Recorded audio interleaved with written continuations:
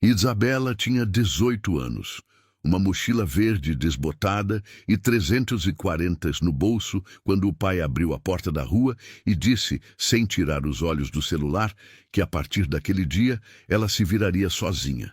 Não houve grito, não houve briga. Houve algo muito pior, indiferença total, do tipo que não deixa cicatriz porque nem ao menos se dá ao trabalho de ferir. Renato Ramos virou as costas, voltou para dentro da casa onde a nova esposa esperava e fechou a porta com uma leveza que doeu mais do que qualquer portada poderia doer. Isabela ficou parada na calçada por alguns segundos. O sol de setembro estava quente demais para aquela hora da manhã. Um vizinho passava com um cachorro na coleira. A rua era completamente normal, como se nada tivesse acontecido. Como se uma vida inteira não tivesse acabado de ser dobrada e guardada numa gaveta, junto com as coisas que não servem mais para nada. Ela ajeitou a mochila no ombro e caminhou. O que Isabela não sabia naquele momento, o que ela não poderia imaginar, mesmo que tentasse com toda a força da sua imaginação de 18 anos, é que 4 meses depois, numa tarde de chuva miúda, uma carta registrada mudaria tudo. Que debaixo da terra do Paraná, guardado com um cuidado que beirava o religioso, havia algo que um velho homem de mãos ásperas e olhos claros havia passado décadas criando. Para ela. Só para ela. Mas antes que essa carta chegasse, antes que aquele porão revelasse o que escondia, Isabela precisaria sobreviver. E ela sobreviveria, do jeito dela, com a dignidade intacta, a única coisa que ninguém, em nenhum momento da vida, havia conseguido tirar dela. Essa é a história de uma menina que foi deixada para trás e encontrou, no lugar mais inesperado, a prova de que havia sido amada o tempo todo. Antes de continuar com essa história, deixa eu te fazer um pedido rápido. Se você gosta de histórias como essa, histórias de pessoas comuns que encontram força onde menos esperam, que descobrem afeto onde só havia silêncio, se inscreve no canal e deixa o like nesse vídeo. E me conta nos comentários, de qual cidade você está nos assistindo? A gente adora saber de onde vem cada pessoa que escolhe ficar aqui com a gente. Porque toda história que a gente conta aqui é para alguém. E esse alguém pode ser você. Agora, voltemos a Isabela. Existe uma diferença enorme entre ser pobre e ser deixada para trás. A pobreza você enfrenta com trabalho, com tempo, com teimosia. Ser deixada para trás é outra coisa. É carregar uma ausência que tem o formato exato de uma pessoa, que ocupa espaço no peito mesmo quando não há nada ali. Isabela Ramos havia sido deixada para trás de muitas maneiras antes daquela manhã de setembro em que o pai abriu a porta e disse que ela se viraria sozinha. Havia sido deixada para trás quando a mãe, Sônia, morreu de uma pneumonia maltratada quando Isabela tinha 7 anos. E o pai ficou olhando para ela como se ela fosse um problema que Sônia havia criado e agora deixado para ele resolver. Havia sido deixada para trás quando Renato se casou pela 2ª vez com uma mulher que a tolerava como se tolera um móvel velho que não combina com a decoração nova. Sem afeto, sem raiva, apenas com a paciência de quem espera o momento certo de descartar. Havia sido deixada para trás quando essa 2ª esposa foi embora, e Renato mergulhou num silêncio de 3 anos, que era menos luto do que autopiedade. E havia sido deixada para trás quando apareceu a 3ª esposa, Fernanda, 29 anos, cabelos lisos, sorriso que parecia planejado em frente ao espelho, e que olhava para Isabela como se ela fosse a única imperfeição num projeto de vida que havia sido cuidadosamente arquitetado. Fernanda não gritava, não era cruel de forma explícita, era sutil, do jeito mais difícil de combater. Um comentário aqui, um silêncio ali, uma ausência sistemática nos momentos em que Isabela precisava de presença. E Renato, que havia desaprendido a enxergar a filha depois de anos de prática, simplesmente não via. Então, numa terça-feira comum, 3 semanas depois do aniversário de 18 anos de Isabela, Renato abriu a porta da rua, disse a frase que diria para sempre aquela data e fechou a questão. Isabela tinha 340 reais em dinheiro vivo, guardado num envelope dentro da mochila verde que havia sido dela desde o 2º ano do ensino médio, com o zíper arranhado e uma mancha de caneta azul no bolso frontal que nunca saiu. Tinha os documentos dobrados dentro de um livro de biologia do 3º ano, RG, CPF, certidão de nascimento, porque havia aprendido cedo que documentos são mais importantes do que roupas. Tinha 3 mudas de roupa, um par de tênis velho, uma escova de dente, um carregador de celular e um frasco de shampoo pela metade. Tinha 18 anos, tinha a dignidade intacta e tinha, embora não soubesse disso ainda, um avô que havia passado décadas a amando à distância, em silêncio, com a única linguagem que conhecia. A padaria São José ficava a 8 quarteirões do apartamento de Renato, numa esquina com calçada irregular e letreiro de neon que piscava o tempo todo. O S, já morto, havia meses. Isabela havia trabalhado lá por 8 meses como atendente de balcão, acordando às 4 da manhã nos dias de semana e às 3 nos fins de semana. E havia aprendido que o João Batista, o padeiro, era um homem bom do jeito simples, sem floreios. O tipo que não pergunta muito, mas também não deixa ninguém passar necessidade na frente dele sem fazer alguma coisa. Ela foi direto lá da calçada do apartamento do pai. João Batista estava descarregando farinha quando ela entrou pelo fundo, mochila nas costas, a cara que não dizia nada, mas dizia tudo. Ele olhou para ela por um momento, limpou as mãos no avental. O quarto dos fundos está livre, ele disse. 300 reais por mês, inclui o café da manhã. Isabela pagou os 300 reais na hora, em dinheiro, direto do envelope. Ficou com 40. O quarto dos fundos da padaria São José media 3 metros por 2,5. Tinha uma cama de solteiro com colchão de espuma que afundava do lado direito, uma janela gradeada que dava para o corredor de serviço, uma tomada e um gancho na parede para pendurar roupa. O banheiro era compartilhado com o João Batista e com Edilson, o entregador, que chegava às 5 e saía às 10. Sempre de tênis brancos impecáveis, que Isabela nunca entendeu como se mantinham assim. O cheiro da padaria entrava pelo vão embaixo da porta o tempo inteiro. Farinha, fermento, pão quente, açúcar queimado. Nas primeiras semanas, aquele cheiro acordava Isabela às 3 da manhã com uma fome que não era exatamente de comida. Era de alguma coisa que o cheiro de pão recém-feito prometia, mas não entregava. Calor humano, talvez. A sensação de estar num lugar que pertence a você. Ela trabalhava 6 dias por semana, das 4 da manhã ao meio-dia.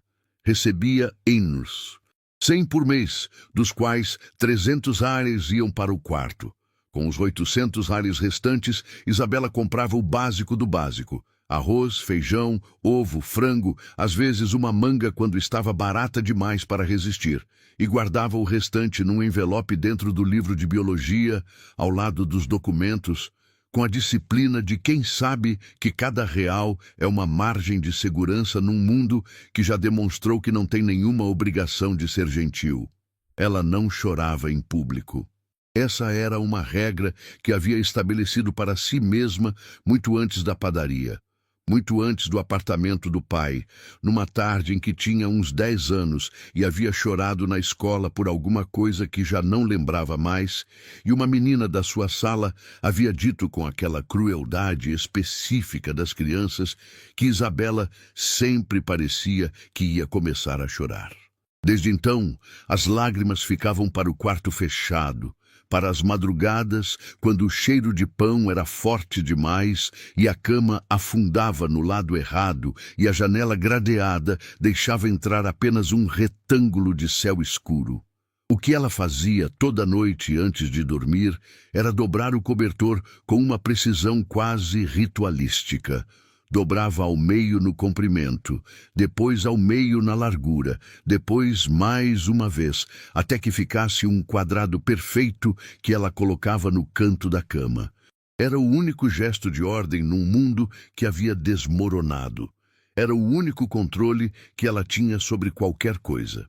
Dona Amélia, a caixa que trabalhava das 6 às 2, às vezes olhava para Isabela com uma expressão entre pena e admiração que Isabela fingia não perceber. Edilson, o entregador dos tênis brancos, certa vez chegou com um pedaço de bolo que sobrou de uma entrega e deixou na bancada do balcão com um bilhetinho que dizia "pra VC", sem mais explicação. E Isabela comeu o bolo devagar, em pé, olhando pela janela da padaria para a rua que começava a acordar, e pensou que às vezes a gentileza aparece nos lugares mais simples, nos gestos mais sem pretensão. Mas ela não pedia ajuda. Esse também era um princípio estabelecido. Não por orgulho, pelo menos não pelo tipo de orgulho que recusa socorro por vaidade. Era mais como uma teoria que ela havia desenvolvido empiricamente ao longo de 18 anos.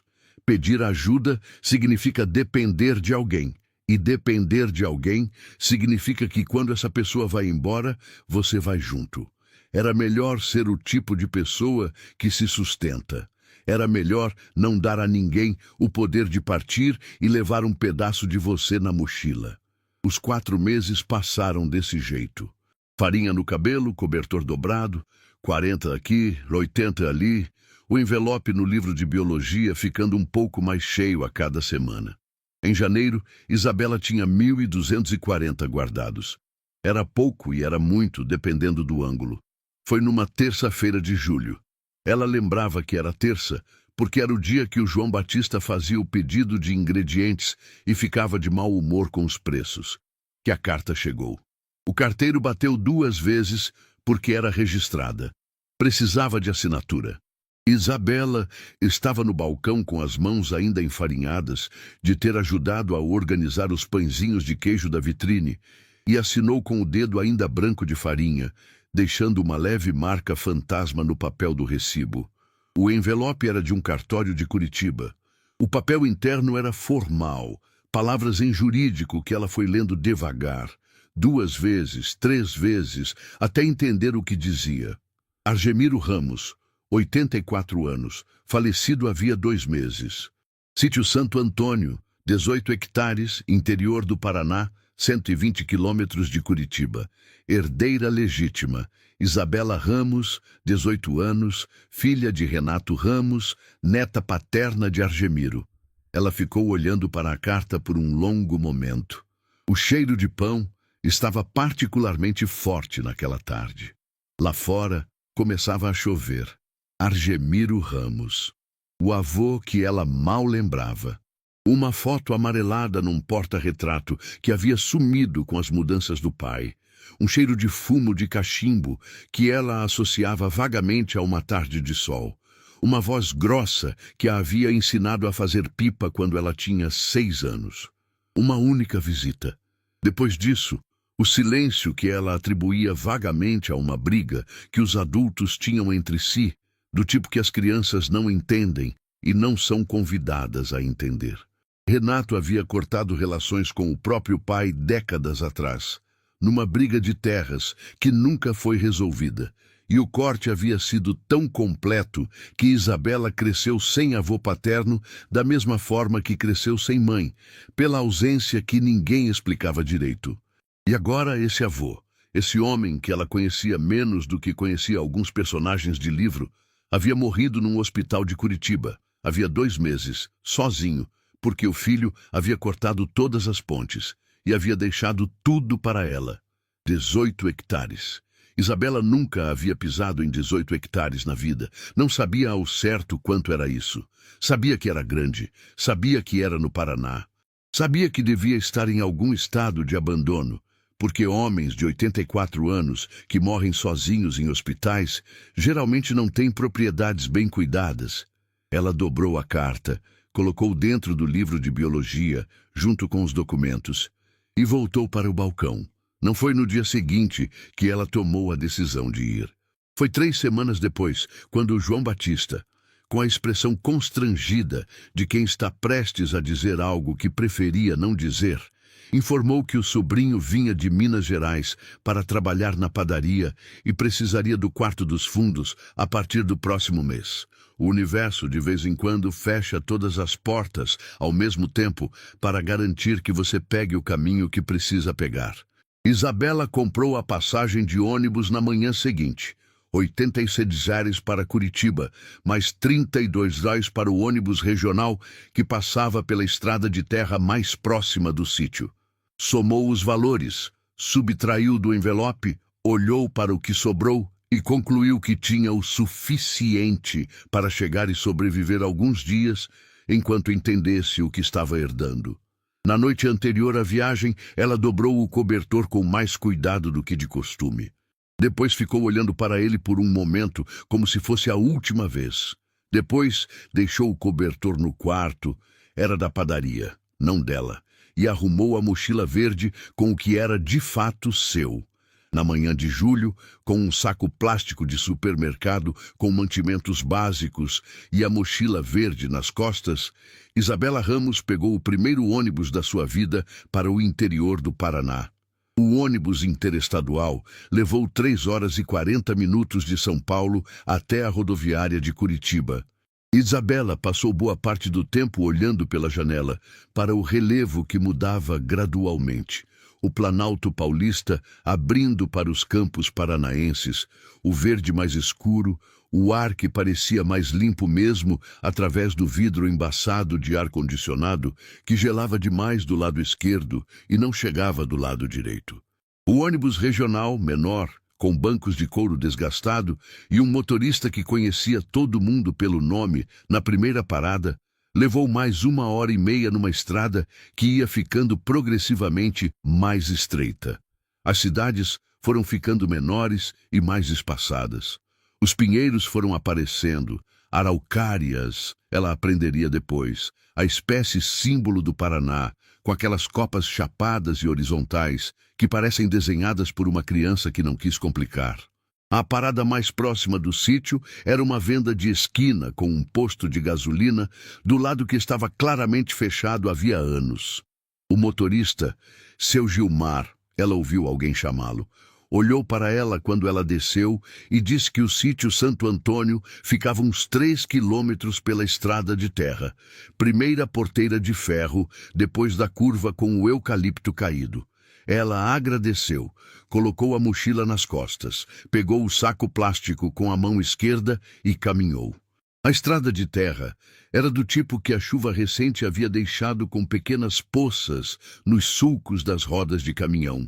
Um barro vermelho que grudava na sola do tênis e tornava cada passo ligeiramente mais pesado do que o anterior. Os pinheiros ficavam mais densos à medida que ela avançava. O silêncio era de um tipo que ela não estava acostumada. Não o silêncio da madrugada na padaria, que era um silêncio de ausência, mas um silêncio cheio de coisa.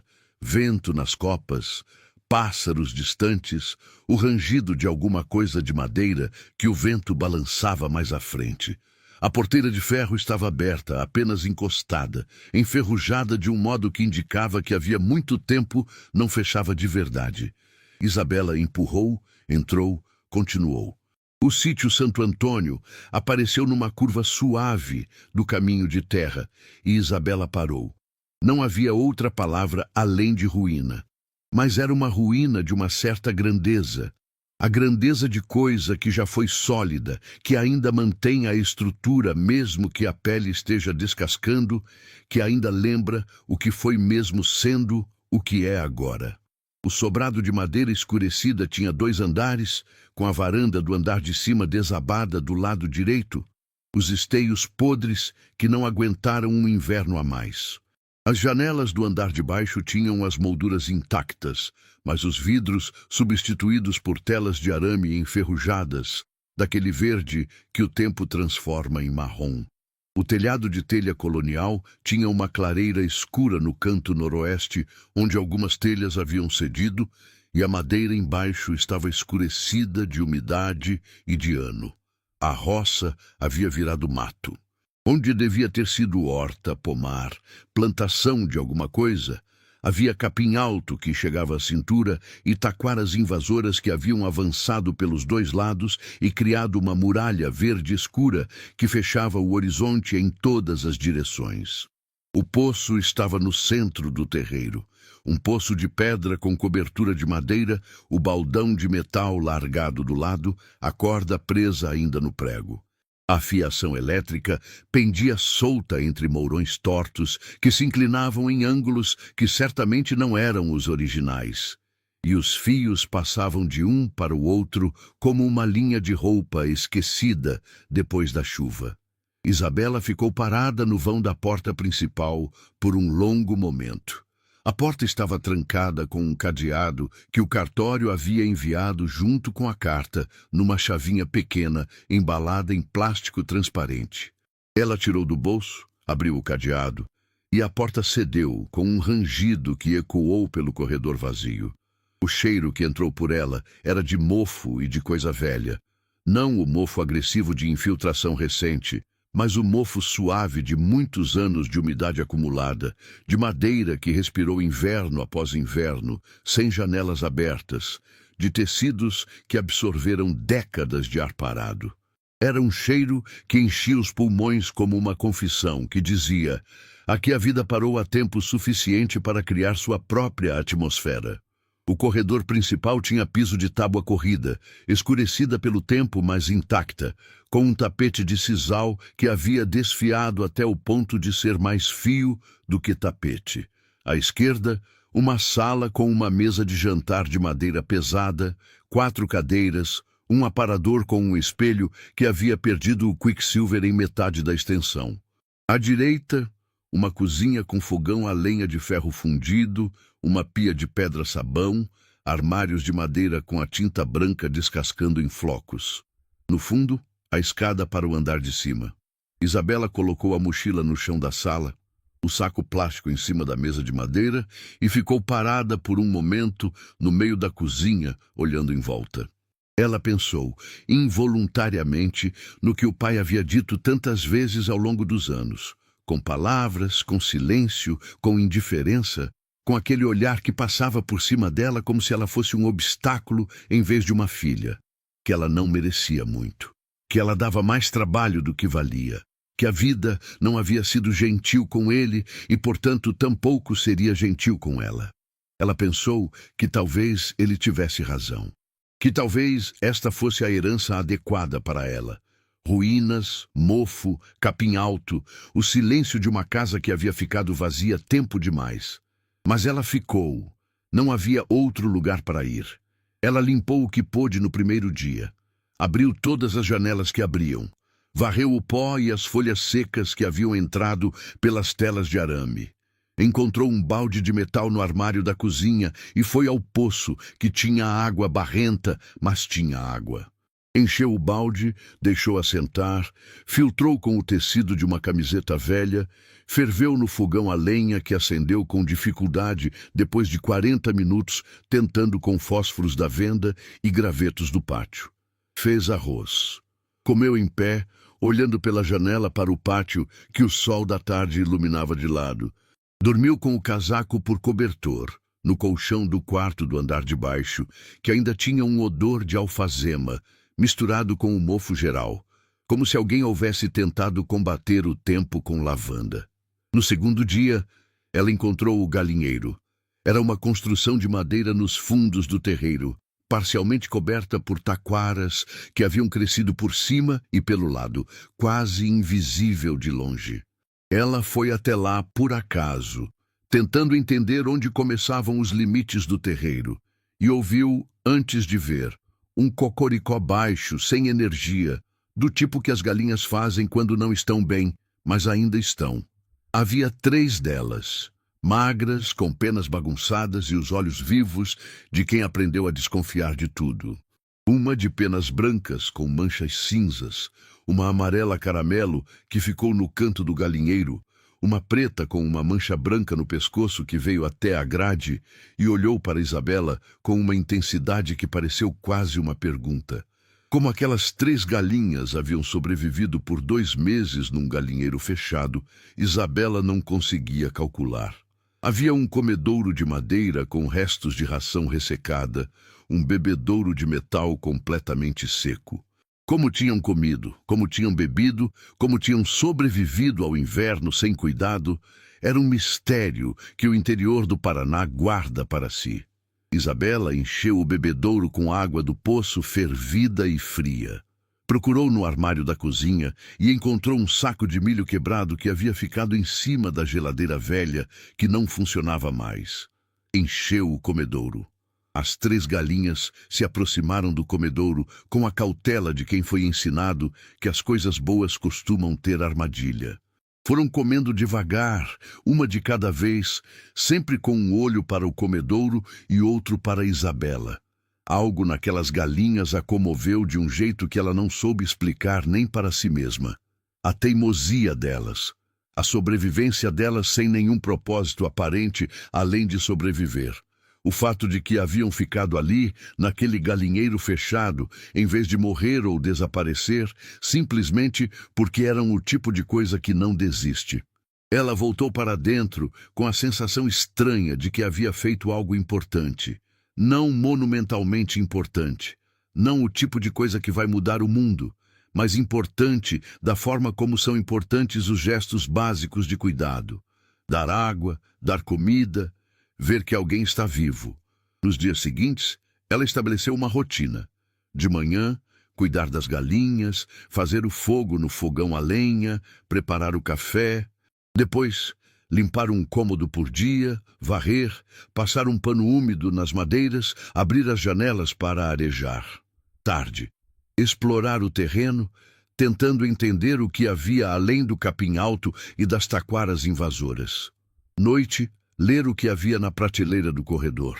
Alguns livros velhos, uma coleção incompleta de revistas Seleções dos anos 80, um almanaque do Paraná de 1976. No 5º dia, ela decidiu tentar abrir a janela do cômodo dos fundos do andar de baixo, que estava travada de um modo que parecia mais do que apenas desgaste, como se algo do lado de dentro a prendesse. Ela empurrou, não cedeu. Tentou pela parte de cima da moldura, tentou de lado, deu um passo para trás para tentar de outro ângulo. O pé direito cedeu, não completamente. Ela não caiu. Foi mais um afundamento súbito, o tipo que faz o coração disparar antes que o cérebro processe o que está acontecendo. A tábua do assoalho havia podre sob a pintura que ainda estava intacta, e sob o peso dela abriu um buraco de aproximadamente 30 centímetros quadrados, revelando não o vazio que esperaria sob um assoalho comum, mas uma abertura escura, mais profunda do que o normal, com uma escada de madeira rústica descendo para baixo. Isabela ficou olhando para o buraco por um longo momento, com o coração ainda acelerado. Depois, pegou o celular do bolso, ativou a lanterna e desceu.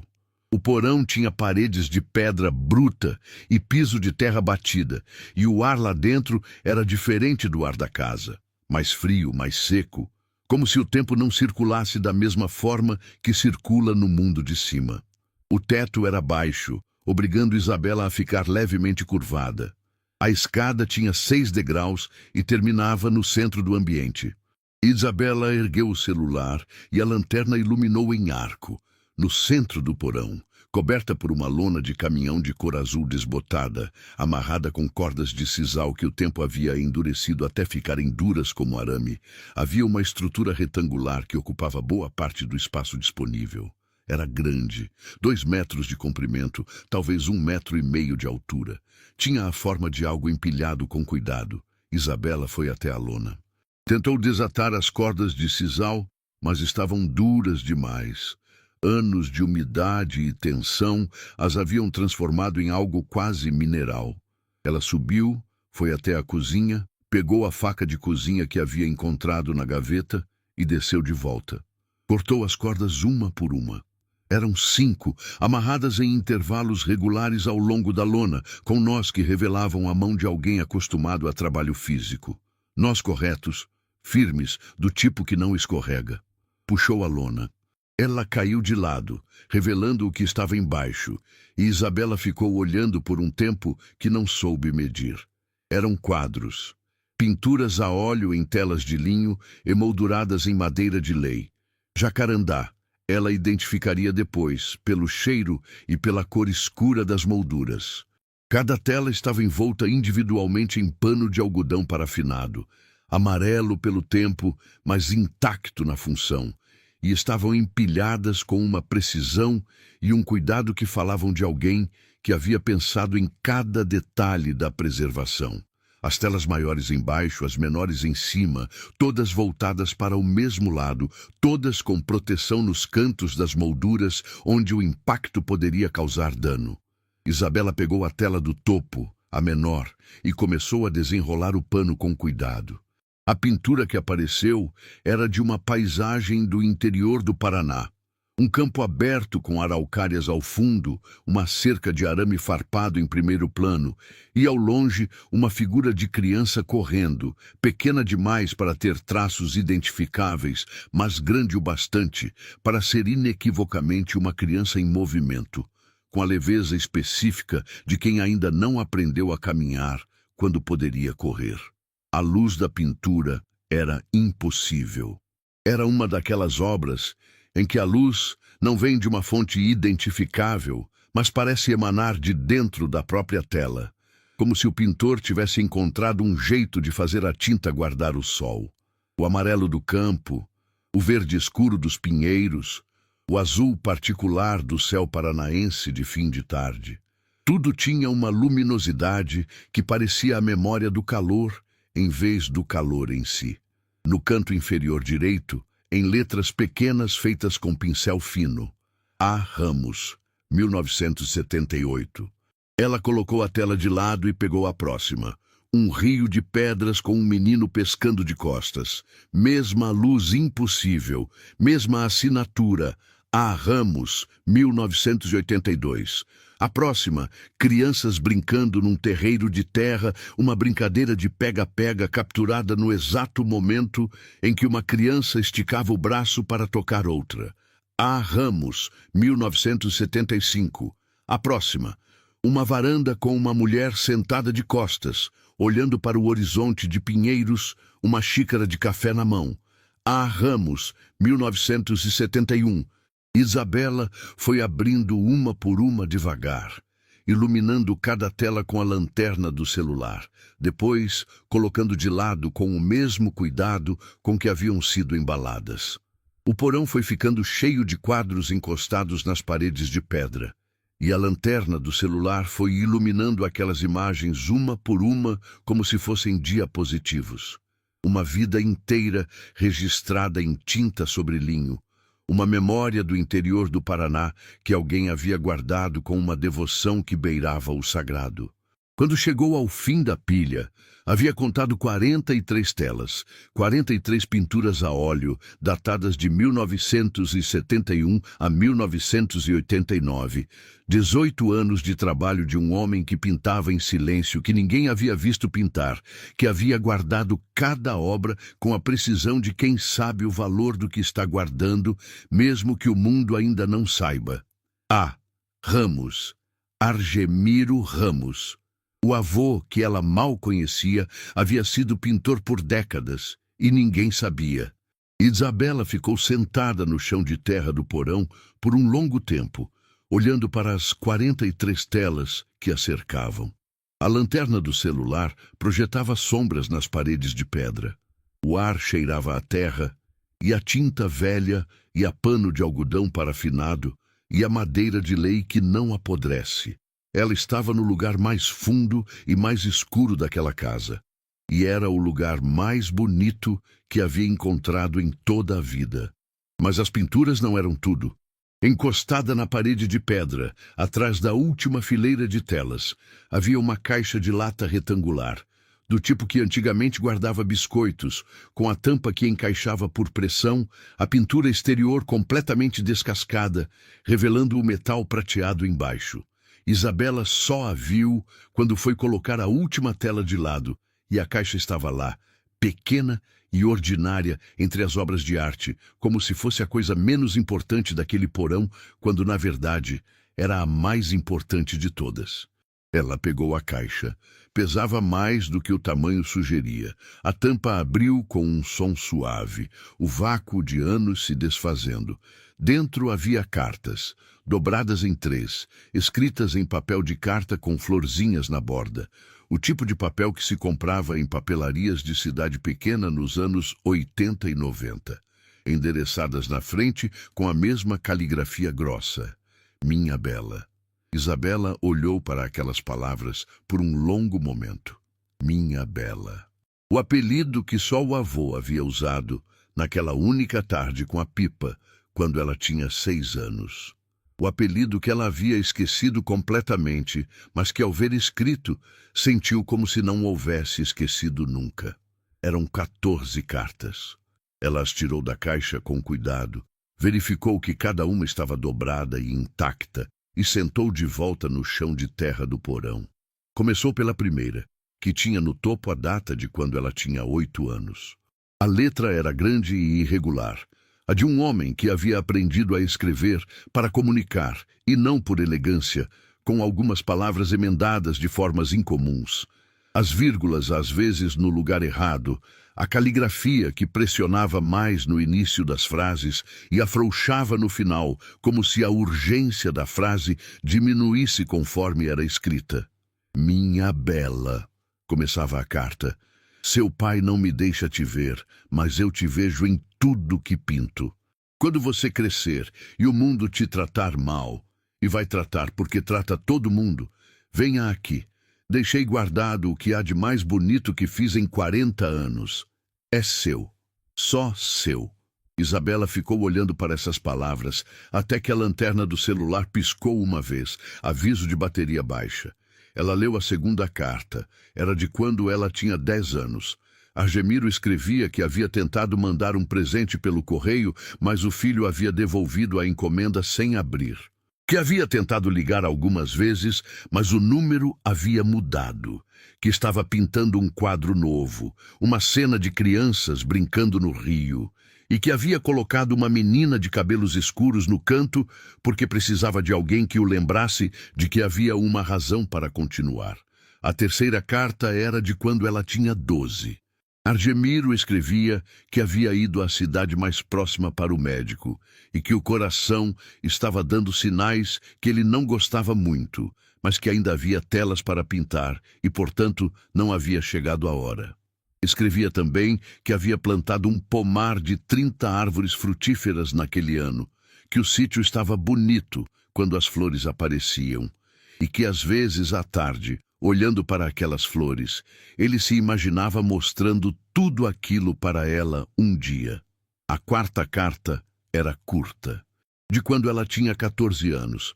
Dizia apenas, continua pintando, mesmo que seja só na cabeça. O que você guarda dentro vale mais do que o que você mostra por fora. A quinta carta era mais longa, de quando ela tinha 15. Argemiro havia consultado um advogado sobre o testamento. Descrevia a reunião com uma riqueza de detalhes que revelava que havia sido uma experiência importante para ele. O advogado jovem que o atendeu, a sala com o ventilador no teto que girava devagar, o cheiro de café que vinha de outra sala. Dizia que havia deixado tudo documentado, que havia se certificado de que era feito da forma certa, que havia pedido para o advogado guardar tudo em cartório para que não houvesse dúvidas. Seu pai vai contestar, escrevia Argemiro, mas eu me preparei. Porque quando eu for, quero que você chegue aqui e encontre tudo pronto. A sexta carta era de quando ela tinha 16. Argemiro escrevia que havia terminado a 43ª tela e que havia decidido parar ali. 43, escrevia. Um para cada ano que vivi depois que perdi sua mãe quando ela tinha 7 anos. Um para cada ano que pintei sem poder te mostrar. Estão todos guardados. Estão esperando por você. A sétima carta era de quando ela tinha 17. Argemiro escrevia sobre o inverno, sobre as araucárias com neve nos galhos, sobre o silêncio do sítio, que era o tipo de silêncio que ele havia aprendido a gostar, mas que às vezes pesava. Escrevia que havia contratado uma vizinha, uma certa dona Conceição, para ajudar com as compras e que ela era boa pessoa, do tipo que respeita o espaço alheio. Escrevia que o coração estava pior, mas que ainda havia tempo. A 8ª carta era de quando ela tinha 18 anos, escrita 2 meses antes dele morrer, pela data.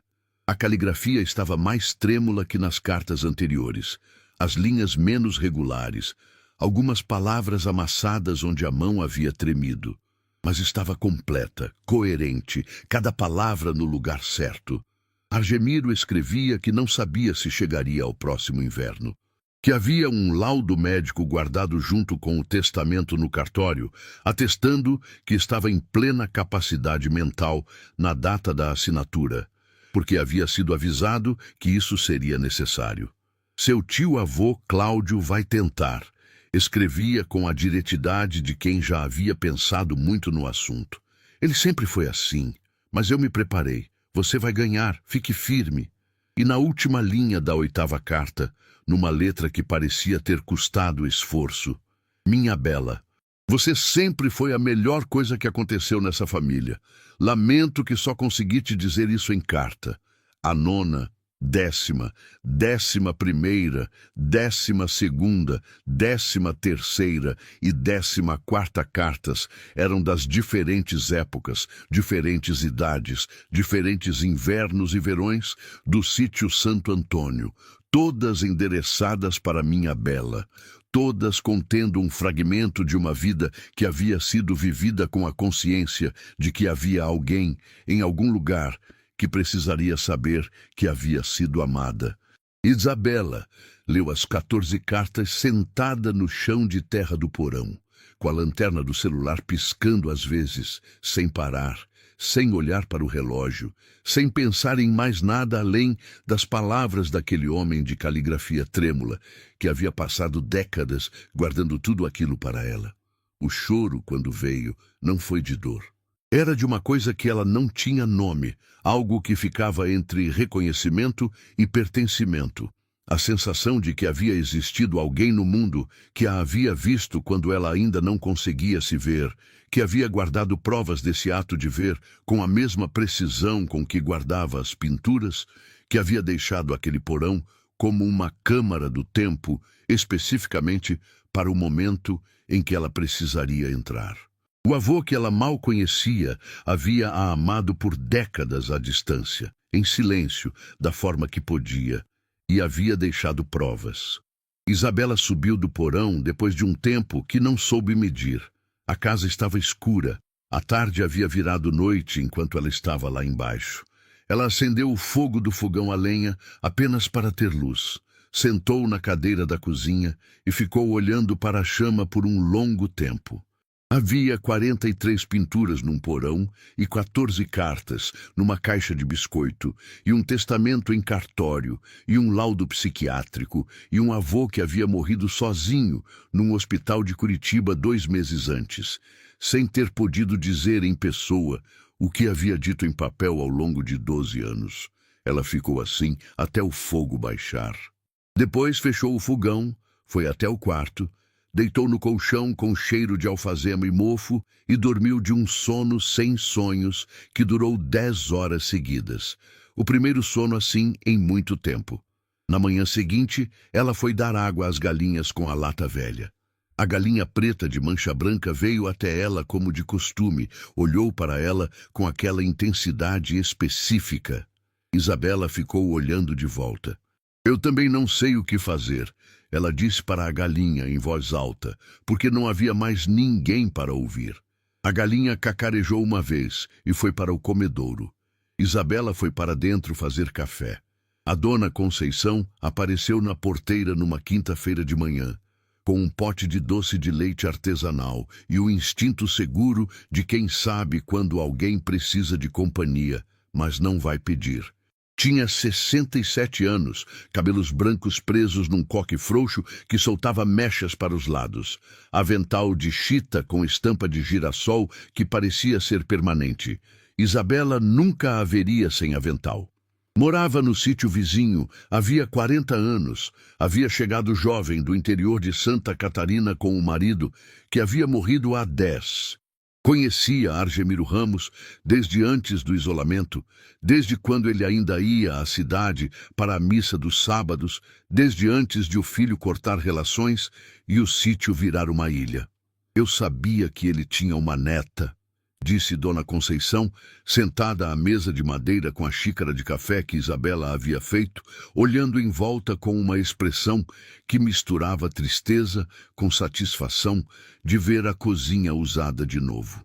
Ele falava de vez em quando, não muito. Seu Argemiro não era homem de falar muito. Mas quando falava, era da Isabela. Ela havia sido quem entregava ração para as galinhas nos meses em que a propriedade ficou vazia após a morte de Argemiro. Havia ficado com a chave do galinheiro justamente por isso.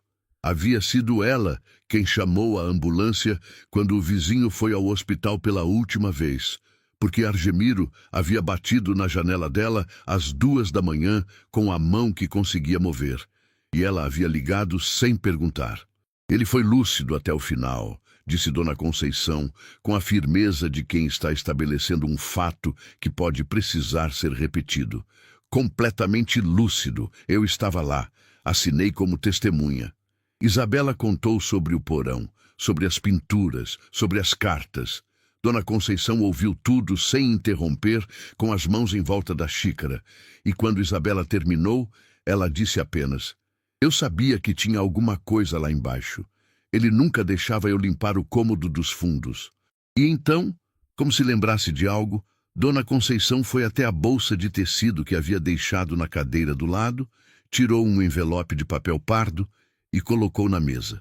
"Tirei fotos das pinturas no ano passado, quando ele ainda estava bem. Ele me pediu para tirar.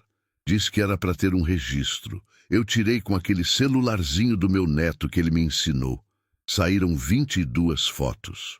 Isabela abriu o envelope.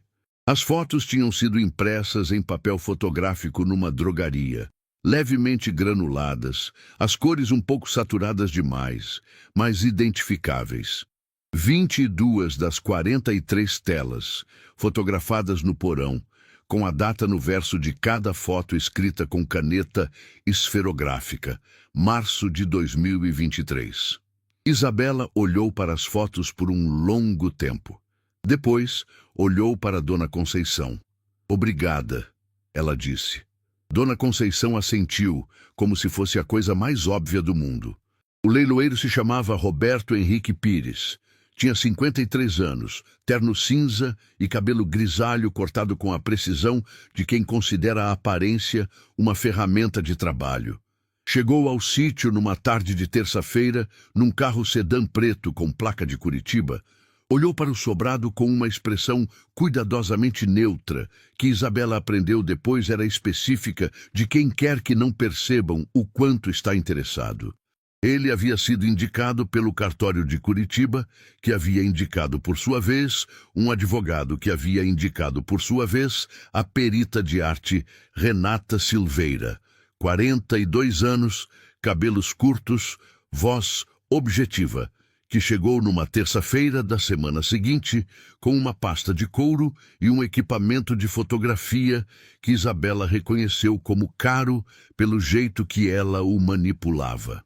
Renata Silveira desceu ao porão sozinha, pediu que Isabela não tocasse nas telas por enquanto e ficou lá embaixo por 3 horas. Isabela ficou na cozinha com Dona Conceição, que havia vindo de passagem exatamente no momento certo, como tinha o hábito de fazer. E as duas beberam café em silêncio, enquanto o relógio de pêndulo que havia no corredor marcava o tempo com o som seco e regular que o interior do Paraná parece usar para confirmar que o mundo ainda está girando. Quando Renata Silveira subiu do porão, ela tirou os óculos, limpou as lentes com um tecido da pasta e disse com a voz de quem está muito acostumada a anunciar coisas que vão mudar a vida das pessoas. Obras de Argemiro Ramos, período 1971 a 1989. Pintor regionalista paranaense, expôs 3 vezes no Museu Oscar Niemeyer nos anos 80, reconhecido por uma crítica específica, mas nunca amplamente comercializado. Caiu no esquecimento depois de um problema de saúde em 1990. Há um interesse crescente em arte regionalista paranaense nos últimos anos, e o fato de que esse conjunto nunca foi ao mercado, nunca foi catalogado, é praticamente virgem do ponto de vista comercial. Isso tem valor. Ela abriu a pasta, tirou um documento datilografado, colocou na mesa. Avaliação preliminar do conjunto de 43 obras, entre 1,1 milhão e 1,6 milhão, dependendo do tipo de leilão e do momento de venda. O relógio de pêndulo fez seu som seco no corredor. Dona Conceição colocou a xícara de café na mesa com cuidado excessivo. Isabela ficou olhando para os números escritos no papel por um longo tempo. 1,1 milhão. Ela havia chegado ao Paraná com 40 rallies no bolso. A mochila verde ainda estava pendurada no gancho do quarto. As galinhas estavam no galinheiro. O capim alto ainda chegava à cintura no terreiro. E havia 43 pinturas num porão que um velho havia passado 18 anos fazendo em silêncio e guardando com o cuidado de quem sabe que uma hora alguém vai precisar. Cláudio Ramos apareceu 3 semanas depois da avaliação de Renata Silveira, numa tarde de segunda-feira, de terno desgastado, que havia sido bom em algum ponto da vida, mas estava claramente além do tempo de renovação. Tinha 61 anos, cabelos escassos penteados para o lado, com uma linha milimetricamente reta que revelava esforço diário, e um sorriso que parecia permanentemente colocado numa posição de quem está sempre prestes a pedir ou a negociar. Era tio-avô de Isabela, irmão caçula de Argemiro, o que o tornava parente do patriarca, mas não herdeiro direto, pelo testamento e pela lei. Mas Cláudio havia chegado com um advogado, um homem mais jovem, de expressão eficiente, pasta de couro idêntica à de Renata Silveira, mas com um significado completamente diferente. O argumento era simples e estava previsto. O testamento de Argemiro era nulo porque o velho estava senil quando o assinou. Que, como herdeiro do patrimônio original da família Ramos, Cláudio tinha direito ao sítio e a tudo dentro dele. Que havia precedentes, que havia documentação. O advogado entrou com o pedido de inventário contestado dentro de 48 horas. O juiz, numa decisão que o sistema judicial por vezes produz com uma velocidade que parece projetada para causar dano máximo antes que possa ser revertida, concedeu uma liminar suspendendo qualquer alienação das pinturas enquanto o processo corria. As 43 telas não podiam ser vendidas. O leilão estava suspenso. E Isabela não tinha dinheiro para advogado.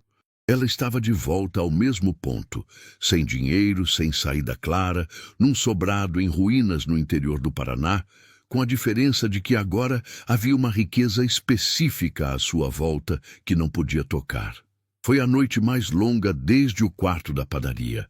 Isabela sentou na varanda, o lado que ainda estava de pé, e ficou olhando para os pinheiros.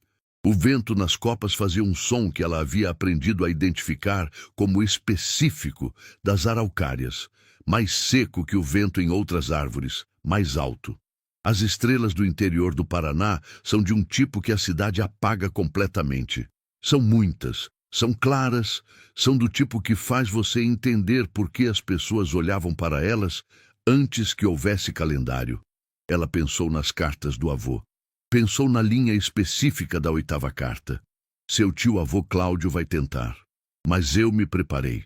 Você vai ganhar. Fique firme. Argemiro havia previsto exatamente aquilo. Havia se preparado para exatamente aquilo. A questão era, havia se preparado o suficiente? Na manhã seguinte, Isabela foi até a casa de Dona Conceição. O doutor Evaristo Paz tinha 69 anos. Havia se aposentado da advocacia 5 anos antes e passava os dias num escritório que ainda mantinha por hábito. A prateleira com os livros de direito, a escrivaninha de madeira maciça, a xícara de café permanente, o ventilador de mesa que circulava o ar do interior paranaense com uma regularidade tranquilizadora. Dona Conceição havia ligado para ele na noite anterior, e quando Isabela chegou às 10 da manhã, Ele já estava esperando com os cotovelos na mesa e uma expressão que misturava tristeza com determinação. A expressão de quem vai fazer algo por lealdade e não por cálculo. Conheci Argemiro em 1978, disse Evaristo sem preâmbulo. Ele havia terminado a 12ª tela naquele ano. Mostrou para mim como se estivesse me mostrando um filho, com aquele orgulho discreto que as pessoas que fazem coisas boas, mas não gostam de aparecer, têm. Pausa. Ele me contou sobre você alguns anos atrás, que havia uma neta, que havia tomado providências. Me pediu que ficasse disponível se fosse necessário. Ele abriu uma pasta que estava sobre a escrivaninha. O testamento é válido. Há um segundo documento depositado em cartório há 3 anos. Uma declaração de próprio punho de Argemiro, descrevendo em detalhes a motivação para deixar tudo à neta. Acompanhado de laudo psiquiátrico assinado pelo Dr. Marcos Augusto Ferreira, da Santa Casa de Curitiba, atestando plena capacidade mental na data da assinatura. Evaristo colocou os dedos nos papéis com o jeito de quem sabe exatamente o que cada documento significa. Capacidade mental documentada, motivação documentada, testemunhas identificadas no ato. É um testamento que foi construído para aguentar contestação. Isabela ficou ouvindo. Além disso, continuou Evaristo, há as fotos que Dona Conceição tirou das pinturas em março do ano passado. 22 fotos, com data impressa no verso, provando que as obras estavam no sítio antes de qualquer contestação. O que invalida qualquer argumento de que foram introduzidas depois da morte de Argemiro. Ele fechou a pasta. Defendo você sem honorários antecipados, por lealdade ao Argemiro, que foi meu amigo por 45 anos. Pausa. E porque o Cláudio Ramos é exatamente o tipo de pessoa que não pode ganhar esse tipo de processo. Isabela ficou olhando para o advogado aposentado por um momento. Por que não pode ganhar? Ela perguntou. Evaristo Paz teve um sorriso pequeno, do tipo que os advogados têm quando a resposta é simples, mas importante. Porque se pudesse, todo herdeiro legítimo estaria sujeito ao capricho de qualquer parente que apareça com uma narrativa de senilidade. A lei não funciona assim, e Argemiro foi muito cuidadoso. O processo durou 68 dias. Evaristo apresentou os documentos. O laudo psiquiátrico era de um médico com 30 anos de prática e sem histórico de questionamento profissional. A declaração de próprio punho de Argemiro era extensa, específica, redigida com a clareza de alguém que havia escolhido cada palavra. Descrevia a história da briga com o filho, a impossibilidade de ver a neta, a decisão de deixar tudo documentado, precisamente porque sabia que haveria contestação. Não era o texto de um homem senil, era o texto de um homem que havia pensado no assunto por anos. As fotos de Dona Conceição, com data de março de 2023, provavam a presença das obras no porão antes da morte de Argemiro e antes de qualquer ação de Cláudio. O advogado de Cláudio tentou questionar a autenticidade das fotos, tentou questionar a competência do médico que havia assinado o laudo, tentou argumentar que a relação de amizade entre Evaristo e Argemiro comprometia a isenção do processo. O juiz rejeitou cada argumento com uma brevidade que indicava que os havia considerado insuficientes. No 68º dia, o juiz encerrou o processo. Testamento válido. Isabela Ramos, herdeira legítima. Cláudio Ramos, condenado ao pagamento de custas e encaminhado para a investigação de má-fé processual.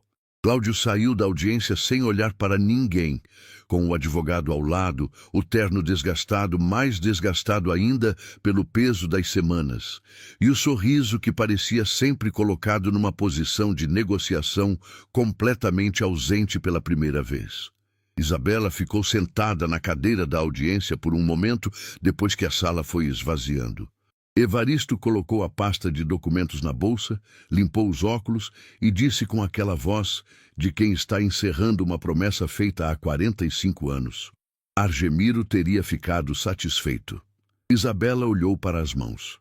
para a cicatriz pequena no dedo indicador direito de quando havia cortado no arame do galinheiro na primeira semana, para as unhas que tinham sempre uma borda de terra depois dos dias de trabalho no terreiro. Ela respirou fundo. Depois saiu para o sol do Paraná.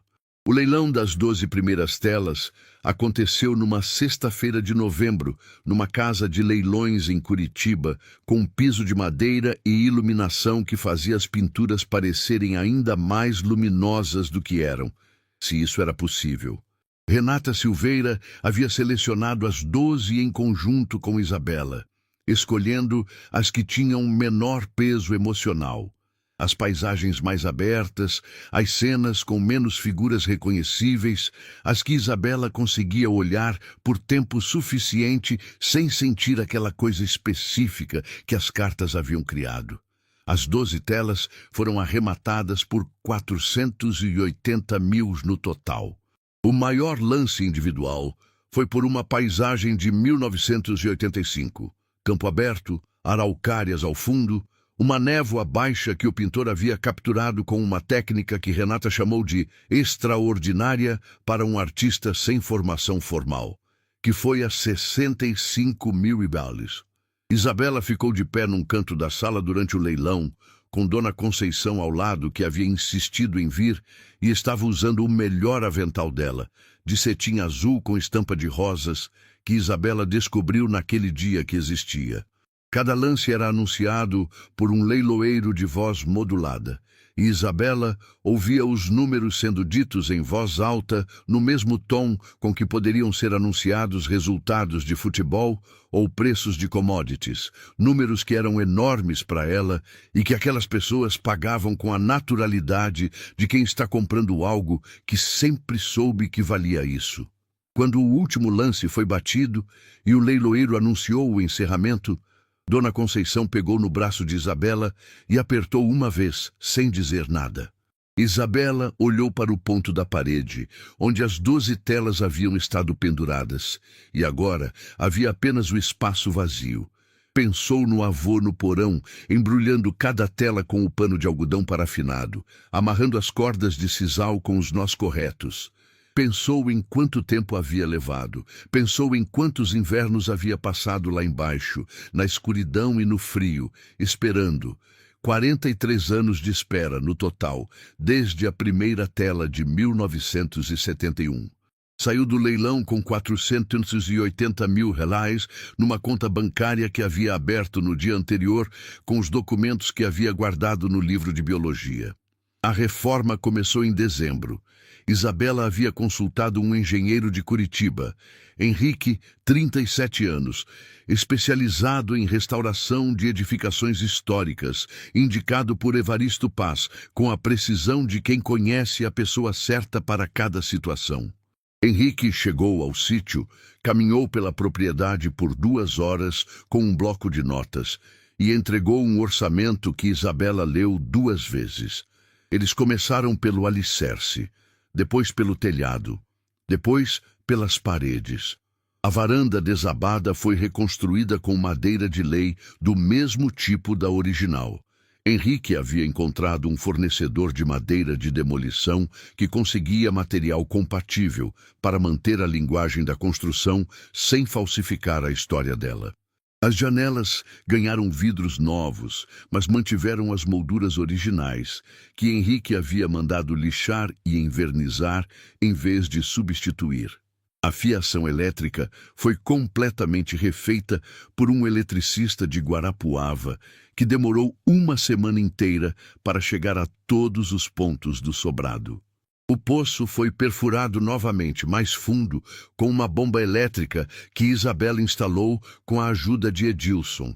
Não o Edilson dos tênis brancos da padaria, mas um Edilson diferente, filho de um fazendeiro vizinho que sabia de bombas d'água com a autoridade de quem cresceu dependendo delas. A água que saiu era clara, fria, sem gosto de barro. O terreiro foi limpo ao longo de 6 semanas de trabalho que Isabela fez ela mesma, com machado para as taquaras mais grossas e facão para o capim alto, sempre de manhã, quando o frio ainda mordia, mas o sol já clareava o suficiente para trabalhar. Ela descobriu nesse processo que havia sob o mato uma estrutura de canteiros de pedra que Argemiro havia construído décadas atrás para a horta. As pedras ainda lá, cobertas de terra e capim, mas intactas, esperando por alguém que soubesse procurar. Plantou sementes de hortaliças em fevereiro, seguindo as instruções de um livro de agricultura que havia encontrado na prateleira do corredor. Couve, alface, tomate, cenoura, beterraba, rúcula. Muita coisa não nasceu na primeira tentativa. Algumas coisas nasceram e morreram por erro de irrigação ou de espaçamento. Mas algumas nasceram e ficaram. E havia algo na sobrevivência daquelas primeiras plantas que parecia dizer algo sobre persistência que Isabela não precisava que dissessem, que ela já sabia, mas que era bom ver confirmado pela couve. O pomar foi plantado em março. 80 árvores frutíferas, goiabeiras, laranjeiras, limoeiros, macieiras que Henrique disse que não eram as mais indicadas para o clima, mas que Isabela plantou mesmo assim, porque havia uma no quintal de uma casa que ela havia passado correndo na infância e que tinha aquele cheiro específico de maçã verde que ela associava com a única tarde no sítio, com o avô, com a pipa. As macieiras não floresceram naquele ano. Floresceriam no ano seguinte. O andar de cima do sobrado foi o último a ser reformado, e foi onde Isabela tomou a decisão que mudaria o rumo de tudo. Havia 3 quartos no andar de cima. O quarto principal de Argemiro, com a janela que dava para o horizonte de pinheiros. Um quarto menor que havia sido usado para armazenamento. E um terceiro quarto, o maior de todos, que ficava no canto leste e que a luz da manhã atingia de um modo que Henrique havia descrito como praticamente perfeito para espaço de pintura. Isabela olhou para aquele quarto, mediu com passos a extensão das paredes, ficou na janela por um longo momento, olhando para a luz de manhã entrando pelo vidro novo. Então disse a Henrique que aquele quarto não seria dormitório, seria galeria. A galeria foi inaugurada numa tarde de domingo de junho, com a chuva que havia ameaçado pela manhã, decidindo esperar para o dia seguinte, e o sol da tarde paranaense entrando pelas janelas do andar de cima com aquela qualidade de luz que as pinturas de Argemiro pareciam ter antecipado, como se ele soubesse, quando pintava, que um dia as obras estariam naquele quarto, naquele tipo de luz. As 31 telas restantes estavam nas paredes, encaixilhadas em madeira simples que Henrique havia mandado fazer, espaçadas com o cuidado que Renata Silveira havia orientado, espaço suficiente entre cada obra para que o olho pudesse descansar antes de passar para a próxima, altura que permitia que adultos e crianças vissem sem desconforto. Isabela havia feito ela mesma as legendas de cada quadro, cartões de papel cartão com o título que havia dado a cada obra, o ano, a descrição breve que havia escrito depois de olhar para cada pintura por tempo suficiente. Não havia informações de valor, não havia preço. Havia apenas a história de cada imagem, do jeito que ela havia entendido. Dona Conceição havia chegado cedo para ajudar a arrumar as cadeiras que Isabela havia colocado num canto para quem quisesse sentar. Havia levado um bolo de fubá que cheirava ao tipo de coisa que só existe quando alguém faz com a intenção de que seja bom. Havia também Evaristo Paz, que havia chegado com a esposa. Uma mulher pequena de cabelos brancos que olhou para as pinturas uma por uma, devagar, em silêncio, e que ao final estava com os olhos marejados e disse apenas: era um homem muito bom. Henrique havia trazido a família. O Edilson da bomba d'água havia vindo com a namorada. Havia gente da cidade mais próxima que Isabela mal conhecia, mas que haviam ouvido de algum jeito. O tipo de coisa que no interior se espalha por osmose, sem que ninguém consiga identificar exatamente por onde passou. Havia 23 pessoas naquela tarde. Isabela ficou na entrada da galeria a maior parte do tempo, recebendo cada pessoa com a expressão de quem ainda está processando o fato de que aquilo estava acontecendo. Quando as pessoas perguntavam sobre as pinturas, ela contava o que sabia, que o avô havia pintado por 18 anos em silêncio, que havia guardado tudo num porão, que havia deixado para ela com cartas que ela havia lido no chão de terra. Não exagerava, não dramatizava, contava como era. As pessoas ouviam com aquela atenção específica de quando uma história é verdadeira. O projeto Argemiro começou por acidente, da forma como as coisas mais importantes costumam começar. 3 meses depois da inauguração da galeria, Isabela havia ido à escola estadual da cidade mais próxima para pedir autorização de afixar um cartaz sobre a galeria. Estava tentando aumentar o número de visitantes. Tinha uma meta vaga de fazer o espaço sustentável ao longo do tempo. A diretora, uma mulher de 50 e poucos anos, com uma pilha de pasta na mesa e a expressão de quem está permanentemente administrando mais do que o tempo permite, havia escutado a explicação e então dito, com a diretidade de quem não tem tempo para rodeio: "Você sabe pintar?" Isabela havia ficado quieta por um segundo. "Não muito, mas você tem telas, você tem espaço. Você tem uma galeria num sítio onde os adolescentes daqui não têm nada para fazer depois das 3 da tarde. A diretora havia olhado para ela com aquela avaliação prática que as pessoas que trabalham com educação desenvolvem. "Eu tenho 15 alunos que vão reprovar por falta de perspectiva antes que reprovem por falta de conteúdo. Você quer fazer alguma coisa útil com aquela galeria?" Isabela havia voltado para o sítio. Havia ligado para Renata Silveira, a perita de arte, que havia indicado um professor de artes plásticas aposentado de Curitiba, seu Flávio, 64 anos, que havia ensinado por 32 anos e que, quando Isabela explicou o projeto, havia dito que topava ir aos sábados por um custo de transporte e nada mais, porque é o tipo de coisa que precisava existir há muito tempo. O projeto Argemiro foi criado oficialmente 6 meses depois da inauguração da galeria, com um documento simples de 2 páginas que Evaristo havia redigido gratuitamente.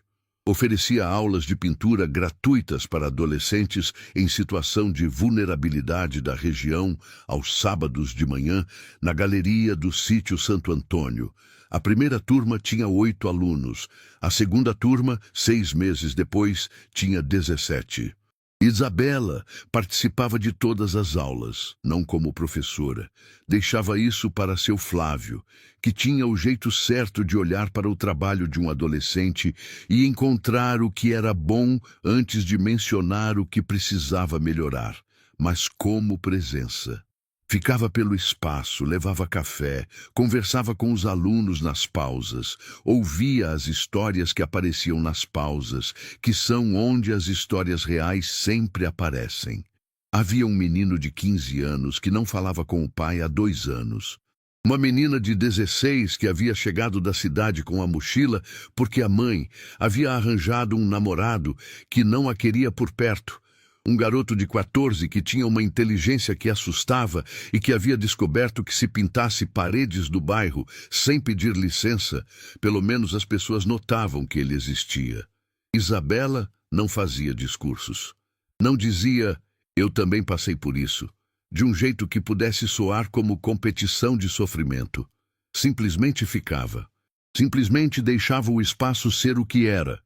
Um lugar onde adolescentes que estavam sendo deixados para trás podiam vir e fazer alguma coisa com as mãos e ficar algumas horas num ambiente que os tratava como se fossem a coisa mais importante naquele momento, que eram.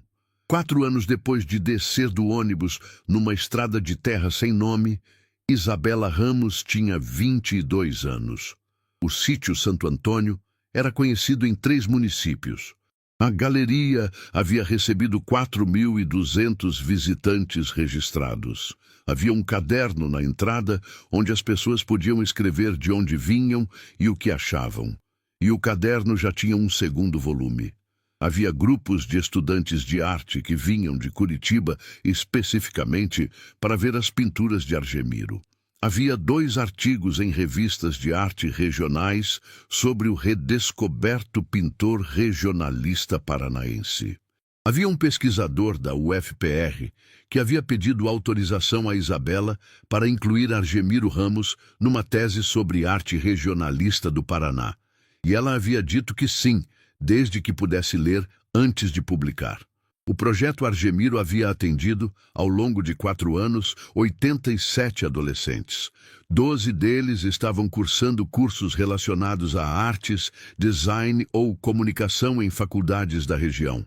3 tinham obras expostas em mostras locais. Um havia conseguido uma bolsa de estudos numa escola de artes em Curitiba. A menina de 16 anos que havia chegado com a mochila, Juliana, ela se chamava Juliana, havia ficado no sítio Santo Antônio por 6 meses, dormindo no quarto menor do andar de cima, ajudando Isabela com o trabalho do projeto, voltado para a cidade quando a situação em casa havia sido resolvida com a ajuda de um assistente social que Isabela havia contatado através de Evaristo. Juliana tinha agora 18 anos e estudava pedagogia. E às vezes aparecia no sítio nos fins de semana, sem avisar, simplesmente para estar num lugar que havia sido bom para ela. A roça produzia hortaliças suficientes para o consumo do sítio e para uma cesta semanal que Isabela mandava para a escola estadual da cidade. O pomar havia crescido, as macieiras haviam florescido no 2º ano, como Henrique havia prometido, e as flores tinham aquele cheiro específico que Isabela havia guardado sem saber que estava guardando desde os 6 anos. As galinhas eram agora 34. Isabela as criava com o mesmo cuidado de quem sabe que a sobrevivência não é garantida, mas pode ser ajudada. Toda manhã, antes de qualquer outra coisa, ela ia ao galinheiro com a mesma lata velha do primeiro dia, enferrujada nas bordas, com um amassado do lado que havia acontecido em algum momento que ela não recordava mais, e dava água às galinhas. Por uma questão de princípio, por uma questão de lembrar de onde havia começado. Numa tarde de outono do 4º ano, com o sol daquele ângulo baixo que o Paraná tem no outono, um ângulo que faz as araucárias projetarem sombras muito longas e douradas sobre o terreiro, Isabela sentou na varanda reconstruída com uma xícara de café e olhou para o horizonte. Havia folhas de goiabeira caindo em câmera lenta para o terreiro. Havia o som do vento nas copas das araucárias, aquele som seco e alto que ela havia aprendido a identificar nos primeiros dias.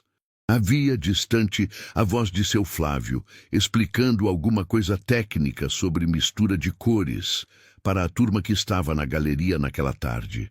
Isabela pensou em Argemiro, no homem de voz grossa que a havia ensinado a fazer pipa numa única tarde de sol, quando ela tinha 6 anos, que ela havia esquecido quase completamente por mais de uma década.